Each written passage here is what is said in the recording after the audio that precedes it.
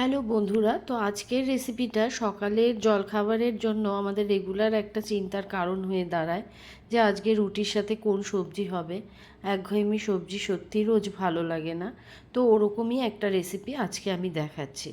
কড়াইতে আমি এখানে একটুখানি ঘি নিয়ে নিয়েছি, আর তাতে আমি নিয়েছি গোটা জিরে আর কারি পাতা। এটা আমি ফোড়ন দিয়ে নিলাম।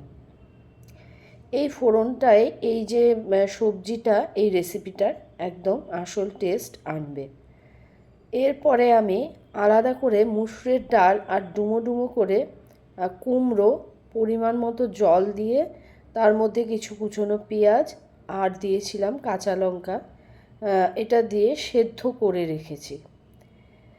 এটা তো সাইডে রাখাই আছে। এরপর ওই ঘিয়ের মধ্যে আমি কিন্তু আর তেল দিলাম না। কারি পাতা জিরেটা একটুখানি 2-4 সেকেন্ড, 5-6 সেকেন্ড ভাজা ভাজা করে গন্ধ বেরোলে কারি পাতা সাইড করে রেখে দিয়ে আমি একটা ডিম ফেটিয়ে দিলাম। ডিমটা আমি একটু ভাজা ভাজা করে নেব, একটু নুন দিয়ে দিলাম।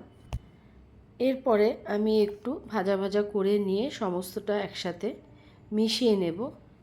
আসলে সকাল থেকে আমাদের একটা টেনশান থাকে যে আজকে সবজি কী করব। বাড়িতে কিন্তু সবাই একঘেয়েমি রেগুলার সবজি খেতে পছন্দ করে না, ইভেন নিজেদেরও ভালো লাগে না। তো এরকম একটু উল্টে পাল্টে মাঝে মধ্যে একটু নতুনত্ব রেসিপি একটু ঘুরিয়ে ফিরিয়ে করলে সেটা কিন্তু রুটি বা ভাতের সাথেও, এই যে আমি যেটা সবজিটা করছি এটা কিন্তু ভাতের সাথেও খুব ভালো লাগে। তো এই যে কুমড়ো আর মুসুরের ডাল, এটা আমি সেদ্ধ করে রেখেছিলাম পরিমাণ মতো জল দিয়ে, নুন হলুদ একটু কাঁচা লঙ্কার পেঁয়াজ দিয়ে ব্যাস ঢেলে দিলাম। একটু 2-1 মিনিট ফুটিয়ে নিলেই, আর একটু পরিমাণ মতো একটু টেস্টের জন্য চিনি দিলে রেডি হয়ে গেল মিক্সড তারকা রেসিপি। ভালো লাগলে অবশ্যই লাইক করো।